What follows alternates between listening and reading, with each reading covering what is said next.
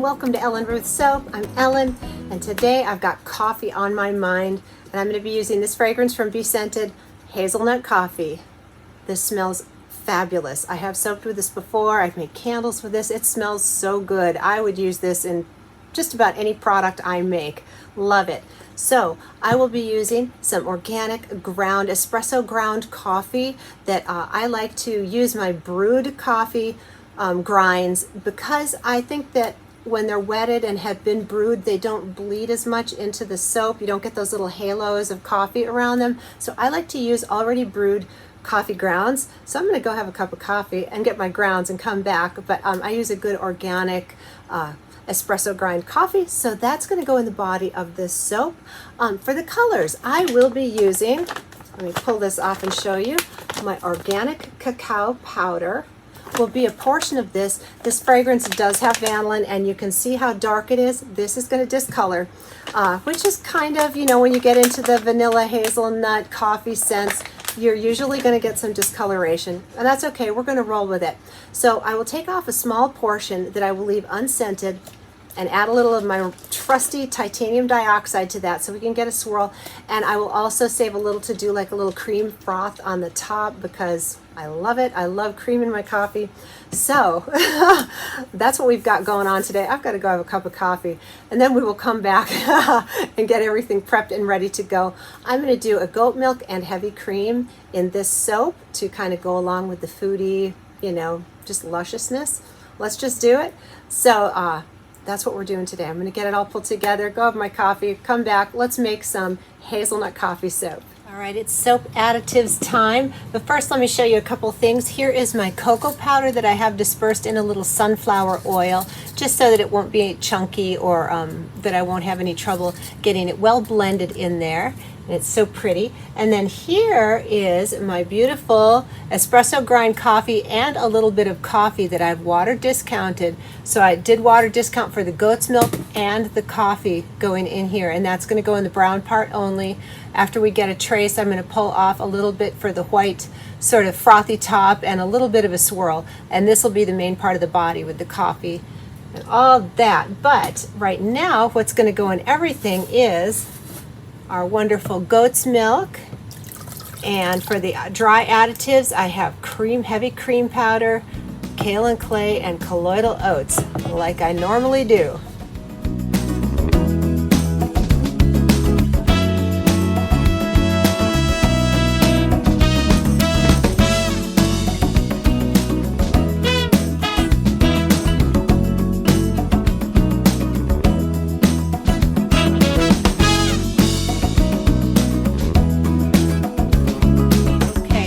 To get moving forward making soap, I wanted to just show you my titanium dioxide that I have pre-mixed here in this bottle. And if you can hear, it's, well, you can't really, there you go. It's got some little steel balls in the bottom that just help it, you know, whenever I want to go use it, I have to shake it up and make sure it's nice and fluid, and it helps titanium dioxide blend in better.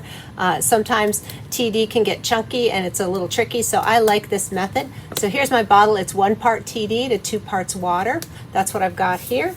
And I've got my little pot off to the side that is going to have the TD in there, and everything's ready to go. So let's get the lye solution in here. And this is a steep water discount because I'm going to be adding that coffee, and the goat milk is already in here.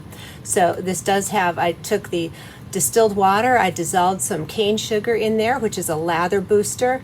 Then I put in the lye and some silk fibers that melted in, and a little sodium lactate to help harden this up, and it makes unmolding easier. So that's what's going on in the magical pot here. And we're just going to get up to a nice emulsion, maybe light trace, probably just emulsion, and I'll split off for the color. And I do have, hang on, here we go. I have my nice long-handled spoon here, and I think I'm going to do a spoon handle swirl after we get the colors poured, just to sort of get that white. Yeah, I would like some little wispy swirls of the light color throughout the coffee. You know how when you have a clear glass and you pour cream in your coffee and it makes that beautiful wisp looking? I just think it's beautiful. I think coffee art is beautiful too. Those people that can make leaves on top or hearts, I'm so impressed. I don't know how they do it, but it's gorgeous. So I do want little wispy swirls to come down in the body of this soap. So that's what I'm hoping for. All right, just get up to emulsion here and we'll get on to adding all the other fun stuff. And let me just tell you, this hazelnut coffee scent is amazing. If you're a coffee lover, oh good heavens, my studio smells great. I do love coffee. So, all right, there we go. We've got a nice emulsion. Let's get to it.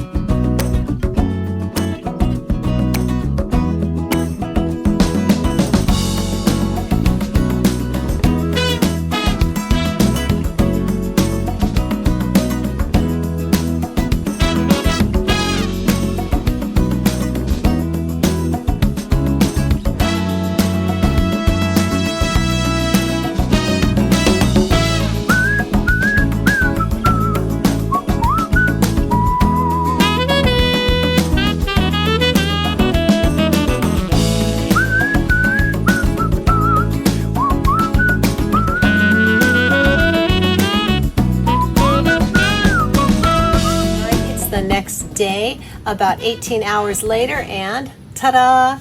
I love how that little dollopy creamy top came out. And I did put a little fragrance in the white part so it might turn to a cream color, but that's okay. I don't know, I just wanted it to have a little fragrance in it. So it's not going to be a bright white, but it looks gorgeous, scrumptious, smells that way. Let's get in here and see how that spoon handle swirl came out today. This really makes me want a cup of coffee. It smells so good.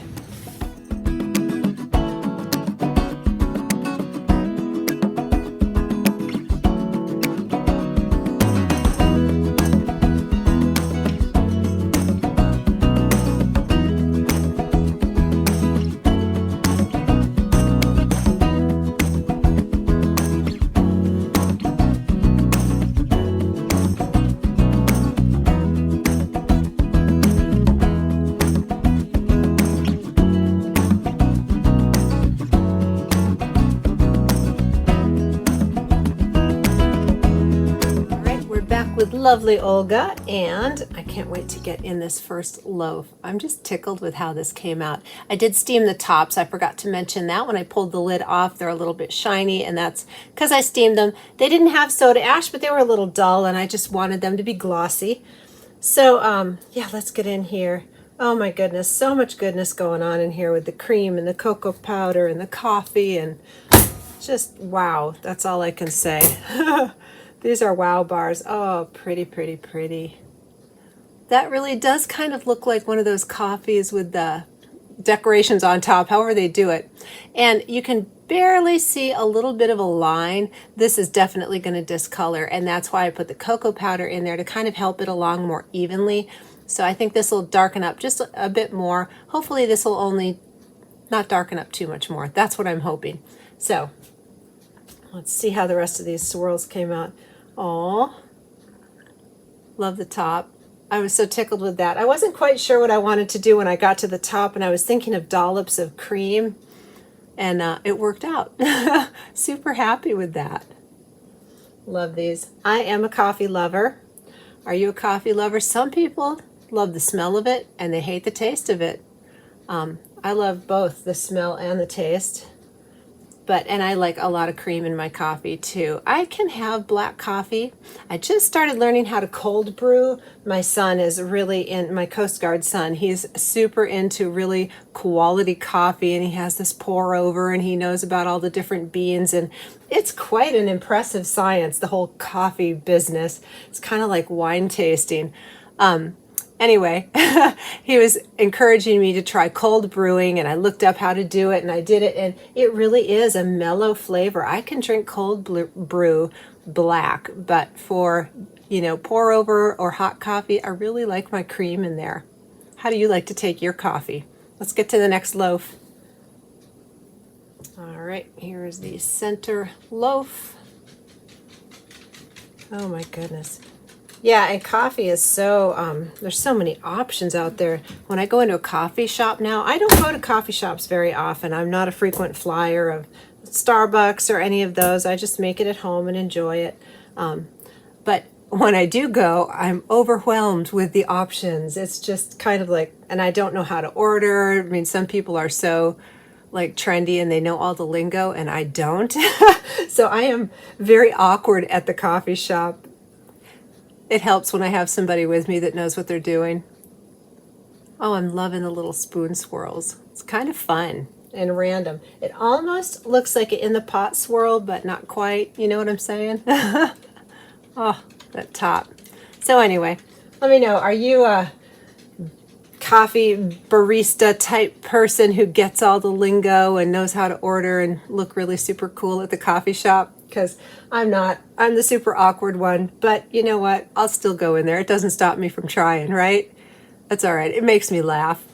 My lack of hip and coolness kind of cracks me up sometimes. I guess that's part and parcel of getting a little bit older. I find the humor in things now. Anyway, let's keep going on these coffee bars here. I am happy with these. They really make me crave chilly days, sweater weather, and a cup of coffee. And I'm still in summer right now as I'm cutting these. Yikes. All right, last loaf here. Yeah, that's one of the interesting things about soap making is you have to, because of the cure time, you have to be thinking a season ahead. So while I'm cutting this, it is about 100 degrees outside right now in Middle Tennessee. But this will be ready in the fall time. So it kind of gives me hope when I make my fall soaps in the heat of summer. It kind of gives me something to look forward to.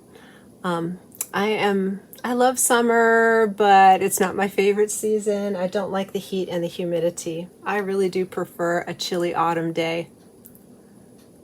So anyway, you know the drill. I'm going to keep getting these lined up and let them dry the surface area for a few hours. Then we'll come back in and bevel the sides and do my stamping and all the good stuff that goes into my bars of soap. And thank you so much for joining me today. I hope you enjoyed today's video. Please hit that subscribe button and the bell for notifications, all that stuff, so you don't miss anything going on in the soap shop. And I hope that you have a wonderful day.